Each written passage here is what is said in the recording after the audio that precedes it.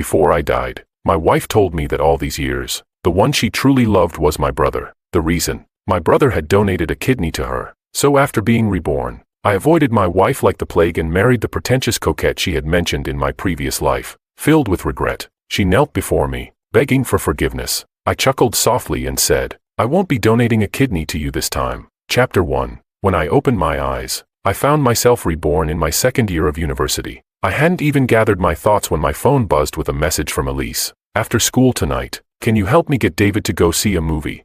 I frowned. Elise was my wife in my previous life, and I had always believed we had many years of love as a married couple. But just before I died, she told me that the one she truly loved all along was my brother. "I can't. I have things to do. Figure it out yourself," I replied. I had no desire to get involved with her anymore, since fate had granted me a second chance. This time, I would live for myself. Chapter 2. Once I had calmed down, I looked around the classroom. The faces were mostly unfamiliar, except for Emily, who sat beside me. In my previous life, I remembered that on the first day of school, I had helped Emily fend off 2 guys who were bothering her, and I also helped carry her luggage to the dorm. Since then, we had a good relationship. She was a sweet girl. Since we were in the same class, she often brought me breakfast, saved me a seat, and occasionally invited me to study together at the library. But Elise had always disliked Emily. She had told me many times that Emily was a pretentious coquette, always putting on a show, and urged me to stay away from her. In my last life, I had listened to Elise because I liked her. When I ignored Emily's invitations to the library a few times, she eventually stopped contacting me.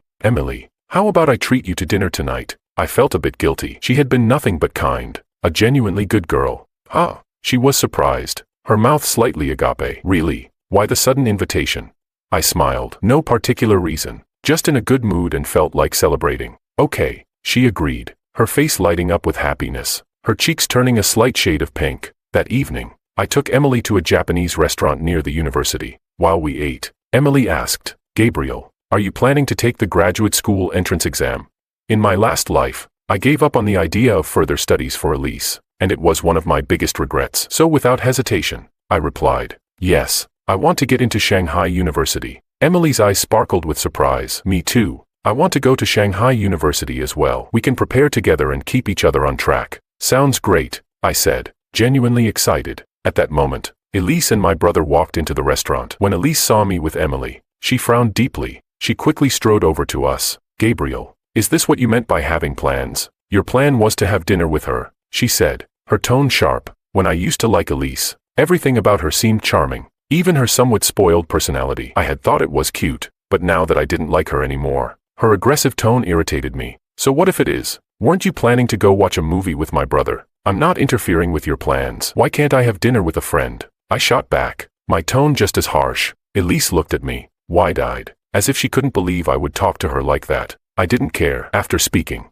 I grabbed Emily's hand and walked out since we had already finished eating. "Brother, Emily and I are heading out now." As soon as we stepped outside, my brother chased after us. "Gabe," my brother said, clearly anxious. "Why did you talk to Elise like that? Don't you like her? Go make things right." My brother was always the gentle type, constantly trying to bring Elise and me together. "Brother," I said, meeting his gaze, "Elise has always liked you. Besides, I don't like her anymore." I pulled Emily in front of me. "I like Emily now, so I won't be involved with Elise anymore." "Gabe."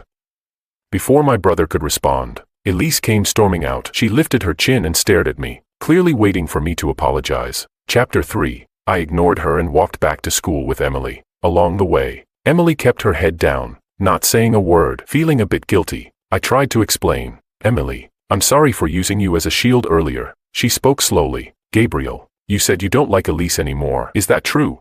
"It's true," I nodded firmly. "I will never like her again, and the further I stay away from her, the better." Then she gathered her courage, lifted her head to look at me, her pale face turning red. "Can I like you?" I froze for a moment, looking at Emily. Emily was very pretty, with a delicate, quiet beauty. She was petite, with a small frame and a gentle, soft demeanor that made you want to protect her. Had she always liked me? If I had distanced myself from her in the past life, was she heartbroken? Thinking about this, I patted her head reassuringly. "Of course you can, Emmy. You're a wonderful girl, and it's an honor to be liked by you. But," I said seriously, "I still need some time to sort out my feelings. Can you wait for me?" "Yes," she nodded eagerly, then shyly lowered her head again. She was simply too adorable. I didn't expect that a week later, Elise would suddenly come looking for me. Her expression completely different from before. She was anxious and desperate to pull me out of class. Gabriel, come out. We need to talk. The classroom was full of people, and everyone was watching us. I had no choice but to step outside. What do you want? I asked with a blank expression. I need to talk to you. She seemed stuck, unable to get the words out. If you have nothing important to say, I'm going back. Don't come to my classroom anymore. It's not appropriate, I said coldly and turned to leave. Gabriel, Elise called after me. Do you want to be with me? Huh? I thought I must have misheard. What did Elise just say?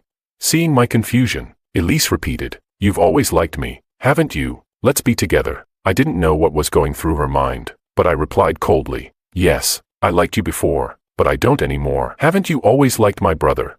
Why are you looking for me instead of him? Are you trying to use me to get closer to him again? I'm not. I'm not getting together with you, Elise. Let's just pretend we never knew each other. Don't even greet me when we meet. With that, I turned and went back to class. Elise stayed where she was, her head hanging low, lost in thought. But for some reason, after that, I kept running into her everywhere, at the cafeteria, the supermarket, even outside the boys' dormitory. It was driving me crazy. Finally, I couldn't hold back anymore and pulled her aside. Enough, I've already told you. I don't like you anymore. You like my brother. Go after him. Why are you bothering me? Gabriel. Elise's eyes were full of curiosity. Did you come back too?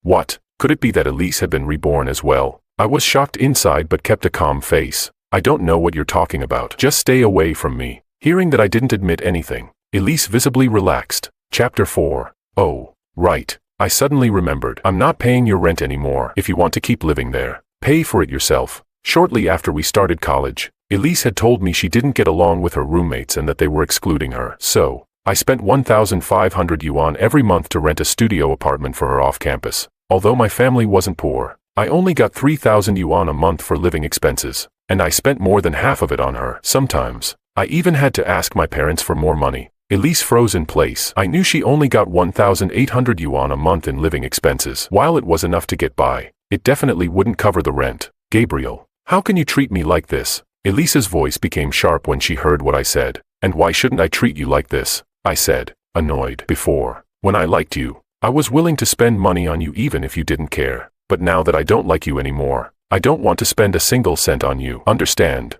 Elise's eyes filled with tears. After holding them back for a moment, she angrily said, Gabriel, you'll regret treating me this way.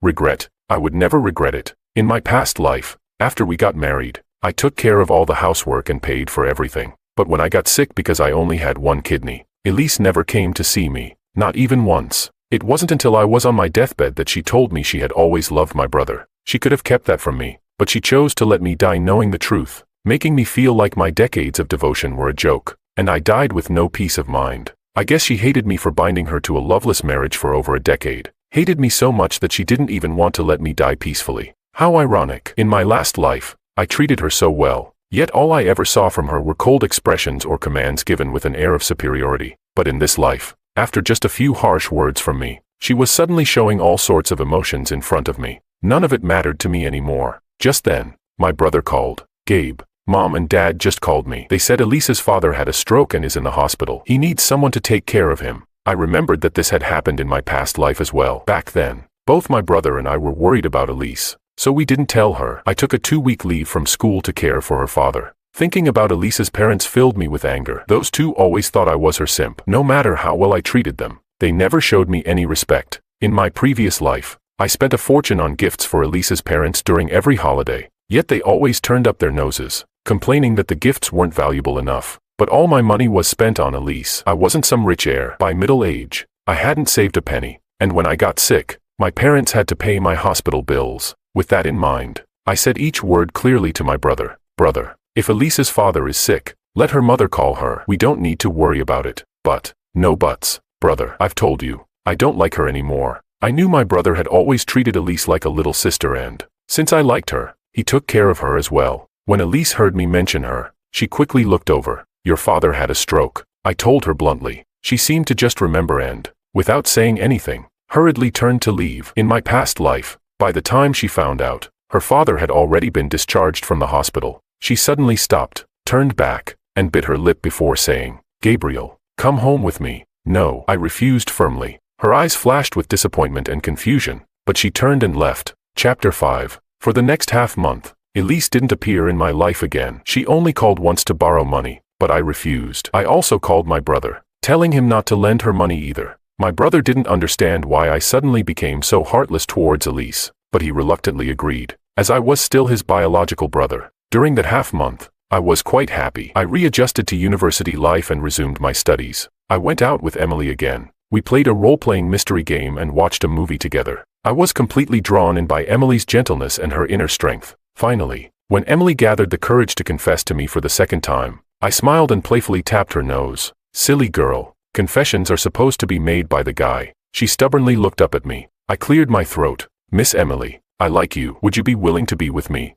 I'm willing, she said, beaming with joy. I was just as happy. It turns out my affection wasn't worthless after all, and such a lovely girl cherished it like a treasure. Emmy, thank you. Emily tilted her head slightly, seemingly unsure of what I was thanking her for. Thank you for liking me. I smiled gently at her. I'll definitely treat you well. More than half a month later, Elise reappeared, looking much more worn out. I ran into her in front of the girls' dormitory, and she rushed over to apologize. Gabriel, I'm sorry. I now realize how much you've done for me. She looked exhausted, probably from taking care of her father. In my previous life, after I took care of her father until he was discharged, she had come to me, casually saying, thanks. Even that had made me happy for half a day. Thinking back, I couldn't help but feel embarrassed for my former self. I don't know what you're talking about, I replied coldly. At that moment, Emily came down from the dormitory, all packed up and ready to go. Seeing Elise and me together, she seemed a little nervous. I smiled, took Emily's hand, handed her a cup of milk tea, and walked past Elise without looking back. Gabriel, Elise suddenly yelled, are you refusing to be with me just because of her? I've told you before, that girl is just a pretentious coquette, Elise shouted loudly. Everyone around us began to stare, pointing at us. Emily, flustered and red with anger, said, why? Why are you slandering me? Elise sneered at her. Isn't seducing someone else's husband the definition of a pretentious coquette? Chapter 6. Her words left everyone around us stunned. Elise, I yelled, standing in front of Emily to shield her. Since when was I your husband? I don't like you. Can't you understand plain words? How dare you say that about my girlfriend? Gabriel, you're scolding me over that pretentious coquette, Elise cried as she ran off. Emily's eyes were red, but she held back her tears. Any girl would feel hurt if she were insulted like that. If rumors spread, people would point fingers at her wherever she went. Everyone, I raised my voice, addressing the crowd still lingering. That girl you just saw is only a neighbor. We grew up together, but there's nothing more between us. She likes my brother. I don't know what's gotten into her today, but I won't accept her slandering my girlfriend. I cupped my hands and gave a slight bow to the onlookers. I hope you won't spread rumors. Being with my girlfriend is my good fortune, and I don't want her hurt by any gossip. All right, bro. With those words, I believe you're not the kind of guy who would abandon someone, said another guy who was waiting for his girlfriend outside the dorm. Emily, tugged on my hand, lowering her head shyly under the gaze of the others. I thought this matter was over, but that very night, Elise posted on the university forum. She named Emily from the class of 19, accusing her of stealing someone else's boyfriend. She even uploaded a bunch of photos of us from when we were younger. In the photos, my brother was cropped out, leaving just the two of us. There were pictures of us shopping, watching movies, eating out, and going to amusement parks. Anyone looking at them would assume we were a couple. Students, always eager for gossip, quickly blew up the post. In less than 2 hours, it became the top thread, filled with comments insulting Emily and me. She's a pretentious coquette, right? Seducing someone else's boyfriend. Scumbag guy. Shameless girl. Trash couples deserve each other. Emily called me, nearly in tears. What do we do? Gabriel, did you ever date her?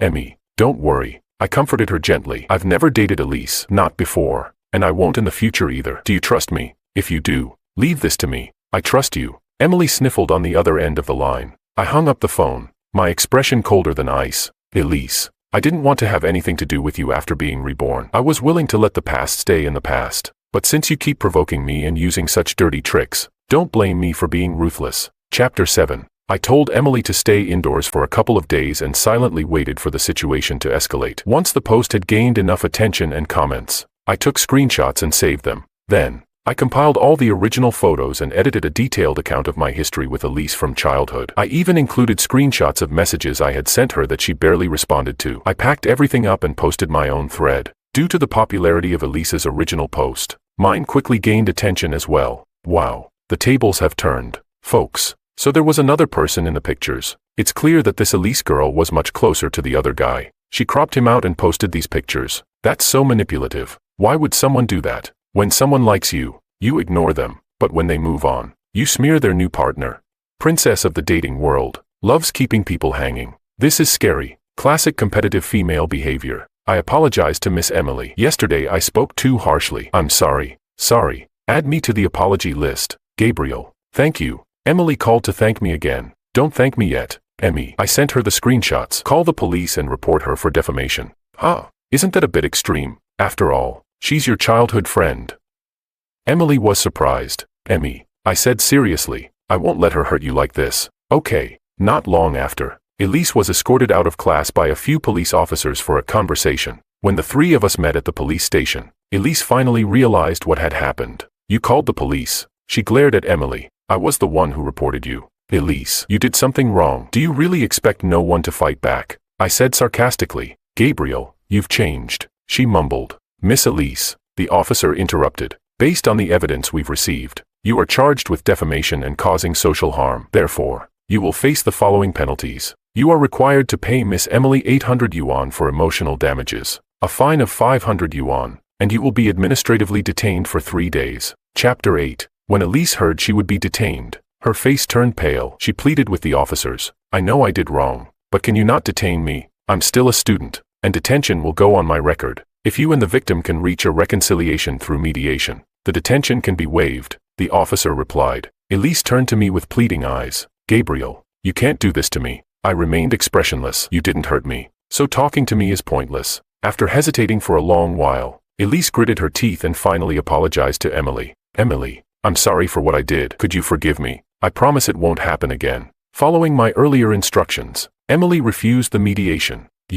Elise's anger flared. I need to make a call. Elise told the officer. Making a phone call was a reasonable request, so the police had no reason to deny her. A few minutes later, my dad called me. I picked up the phone with satisfaction. Hello, Dad. What's up? What's up? Why are you at the police station with Elise? Dad, you don't know what Elise did. She spread rumors about my girlfriend at school, accusing me of cheating. Now everyone at school knows, and I can't even hold my head up anymore. I exaggerated the situation. When did you get a girlfriend? Never mind. We'll talk about that later. Did things really get that bad?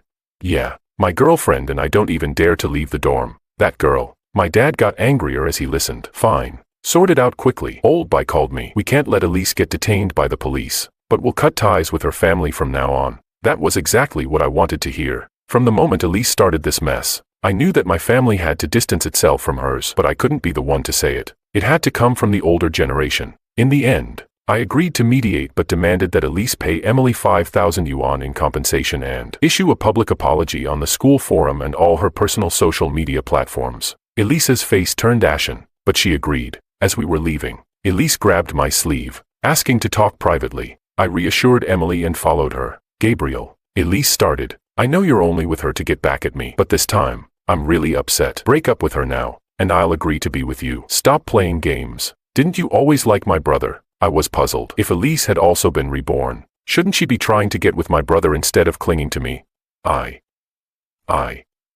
She stammered before raising her head abruptly. No. How do you know I liked your brother?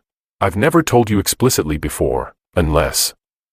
Elise's eyes narrowed as she stepped closer. Unless you were also reborn. Is that it?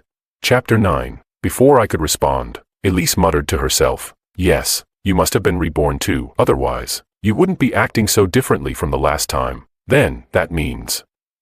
Her face suddenly turned pale as a realization hit her. That means, what I said. Yes, I was reborn. And much earlier than you. I replied with a mocking smile. I remember every word you said before I died. She staggered backward, trying to explain. Gabriel, I didn't mean to, so I won't cling to you anymore. And don't bother clinging to me either. Heaven gave me another chance, and this time, I'm going to find someone who truly loves me. I looked at her deeply and added, if you truly like my brother, go after him. I won't stop you. Rest assured. With that, I walked away, not looking back to see Elise standing there, dazed and on the verge of collapse. For a while after that, I didn't see Elise. I even started to wonder if she had vanished altogether, until June 27th, just before summer break. I was pacing nervously in the classroom. Tomorrow, June 28th, was the day my brother had died in a car accident in the previous life. I clenched my fists. This time, I wouldn't let it happen. At midnight on June 28th, I knocked on my brother's dormitory door. He was a teacher at a nearby university. Southwest He lived close by. Gabe, what are you doing here so late? Brother, don't ask why. I'm spending the whole day with you today. In the previous life, he had died in a car accident off campus, so I kept an eye on him all day, making sure he didn't leave the university. Finally, by 3 p.m., I breathed a sigh of relief. The time of the accident in the previous life had passed, and it seemed like I had averted the tragedy. Just as I relaxed my guard, a tricycle suddenly came speeding around the corner, heading straight for my brother. There was no time to dodge. My mind went blank. Could fate really not be changed? Chapter 10. Gritting my teeth, I quickly turned and lunged forward, kicking off the ground to push my brother out of the way. At the same time, another figure moved in sync with me, and the three of us tumbled to the ground. My brother hit a rock hard as he fell. Ah! My brother groaned in pain, clutching his leg. Brother, I cried, feeling a wave of frustration. David. I turned and saw that the person who had fallen with us was Elise. It had only been a month since I last saw her, but she looked like she had aged 10 years, and she seemed to have lost a lot of weight. I had no time to deal with her. Grabbing my phone, I dialed for an ambulance. My brother was already sweating from the pain. I regretted it so much. My brother had insisted on going out to teach, and I had thought it would be fine as long as he didn't leave the campus. If I had known, I would have made sure he didn't even leave his dorm room. The ambulance arrived quickly, and Elise followed us to the hospital. She clung to my brother's shirt the entire time, muttering under her breath, "It can't be, it can't be. In this life, I didn't take your kidney. You won't die." Kidney, I suddenly remembered. In the previous life, about half a month after my brother's car accident, my dad had called me to tell me that Elise had been diagnosed with kidney failure and needed a transplant. I hadn't consulted anyone back then. I had quietly gone to get tested and found out I was a match. I had thought it was fate's way of telling me to save her. In this life, I hadn't donated my kidney. So was Elise now like this because she had been undergoing dialysis all this time? We soon arrived at the hospital. Fortunately, my brother remained conscious. After a thorough examination, I let out a sigh of relief. He had a fractured shin and several bruises, but no life-threatening injuries. He was soon hooked up to a pain relief drip, and as he opened his eyes, he said weakly, "Thank you, Gabe. I owe you my life." "It's nothing, brother. I had a dream a couple of nights ago about you being in a car accident, and I couldn't shake the unease. That's why I've been sticking by you. It seems like it was a prophetic dream," I joked, using it as an excuse. Elise sat on a bench nearby, staring blankly at my brother's medical report. David. David. She shakily reached out. "David, why do you only have one kidney?" Chapter 11. I didn't take your kidney. How can you still only have one? Hearing this, I too grabbed my brother's medical report. Did he really have only one kidney? "I was born with one kidney smaller than the other," my brother explained weakly. "As I grew, the smaller one atrophied, but the remaining kidney is healthy. It doesn't affect my body much." Elise stared blankly at the both of us. Slowly, she crouched down, hugging herself, and began to sob quietly. Her sobs grew louder and louder until she was wailing uncontrollably. I watched coldly, while my brother, confused and unsure what was going on, tried to console her. "Elise, what's wrong?" "I'm fine. Really, it's just a fracture. I'll heal." My brother assumed she was crying out of concern for him, not knowing that I had told him in the past that Elise liked him. But in reality, I suspected that Elise had just realized that it was me who had donated the kidney in the previous life. After all, once I died in the previous life, the doctors must have explained the cause of my death to her in detail. The illness I suffered in my last life wouldn't have been fatal, but because I had donated a kidney to Elise, I was left with only one. As a result, I couldn't take the normal medications and ultimately lost my life. Elise had likely always harbored suspicions that the kidney she received was actually mine. The reason she hadn't confirmed it earlier was probably that she had seen my brother's medical report when he died in the last life, and she had assumed from the start that the kidney was from him. As Elise cried her heart out, I felt no sympathy for her. Whether it was a tragic misunderstanding or not, the pain Elise had caused me in the previous life was undeniable. If she had shown me even a little concern, she would have noticed that I had been taking the same medication as her all along. But for 15 years after our marriage, all my efforts had failed to warm her heart. Even as I lay dying, she had come to me specifically to tell me that she loved my brother, making sure I died with no peace. As her sobbing intensified, she suddenly rushed over and hugged me tightly. "Gabriel, I'm sorry. I didn't know. I really didn't know. I'm so sorry." Chapter 12. She was holding onto me so tightly that I couldn't push her away. I could only say, "If you really feel sorry, then don't bother me anymore." My brother, watching from the side, looked completely confused. However, since the pain relief had some anesthetic in it, He soon closed his eyes and fell asleep. Gabriel, I'll make it up to you. I'll treat you well in this life. Please don't leave me. Elise sobbed, begging. Please, Gabriel, I can't live without you. After you left in the last life, I realized that you had become such an integral part of my life. You had rooted yourself deeply in every aspect of my existence. I no longer woke up to find breakfast ready. There were no more freshly washed fruits in the fridge. My clothes didn't magically become clean and return to my wardrobe, and the trash at the door stayed there even after opening it multiple times. Elise buried her head deeply into my chest, clutching my shirt, and said in a muffled voice, Gabriel, I never knew the mortgage and car payments were so much every month. I didn't know the car needed maintenance. I didn't know how to pay the water, electricity, and gas bills. I can't live without you, Gabriel. I finally managed to pry her off of me, brushing off my shirt with disdain. You didn't know. There's a lot you don't know. You never put any thought into me. You just saw me as a fool who gave you free money and did all the work. My brother is resting right now. Please leave and stop disturbing him, I said coldly, making it clear she wasn't welcome. When she refused to leave,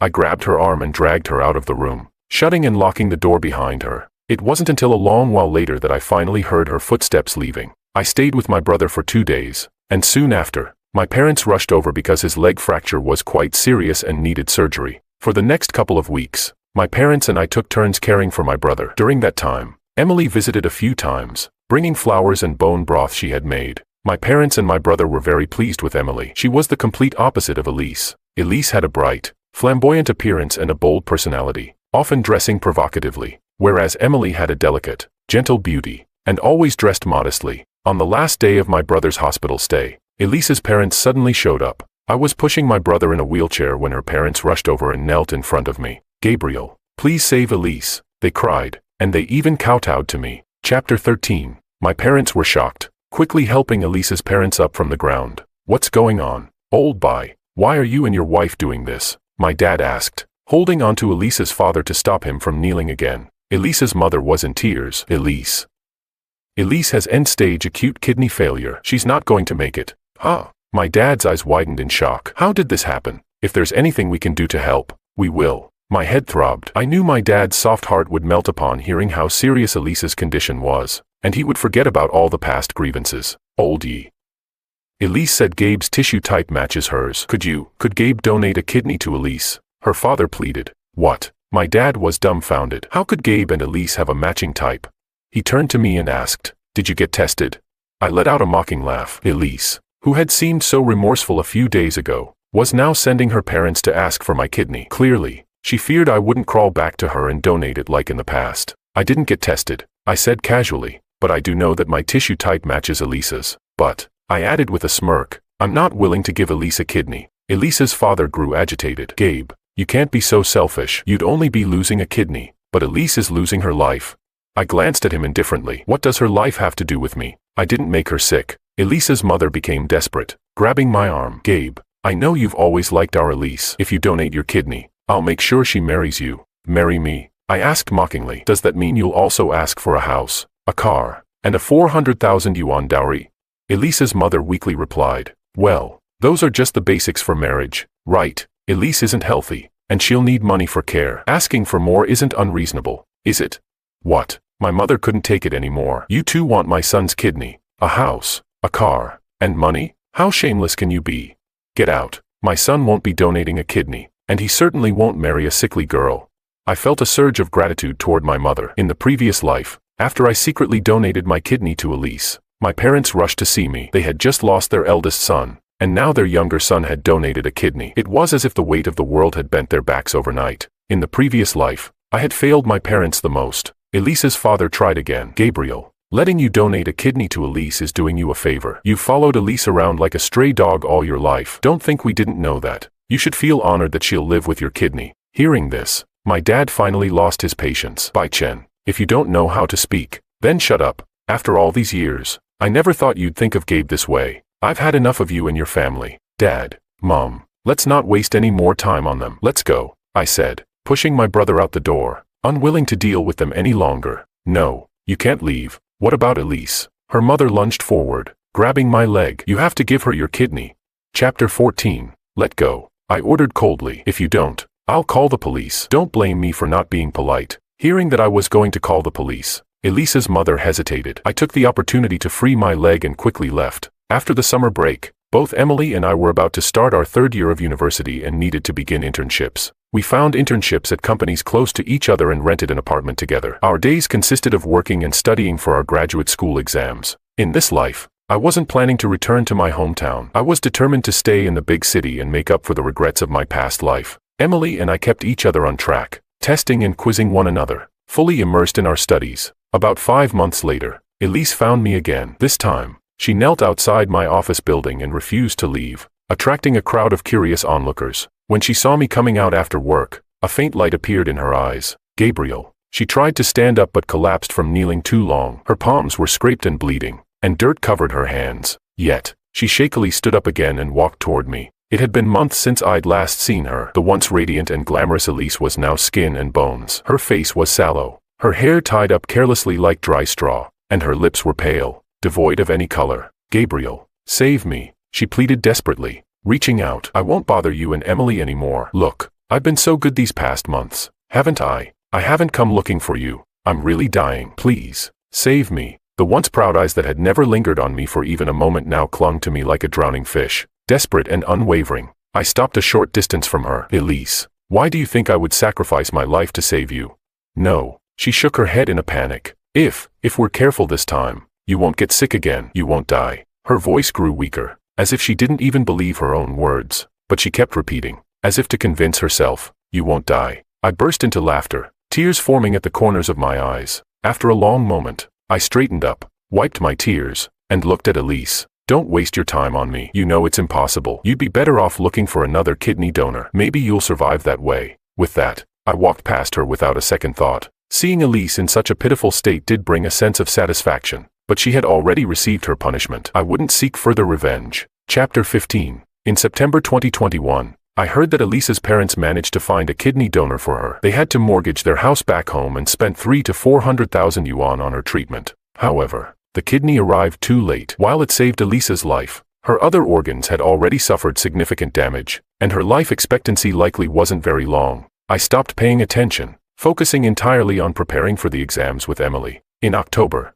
we exchanged a knowing smile as we walked into the exam hall. Afterward, we didn't ask each other how the exam went. Instead, we both took time off from work and went on an exhilarating trip. Hand in hand, we traveled to the seaside, climbed mountains, wandered through towering forests, and roamed endless grasslands. For the first time, I truly experienced the joy of companionship, the happiness of having someone by my side. In the end, hand in hand, we entered the Faxisai temple and knelt before Buddha. With hands clasped together, we prayed sincerely. We prayed for good exam results, for our parents' health, for a bright and clear future, and for our enduring bond, gratitude.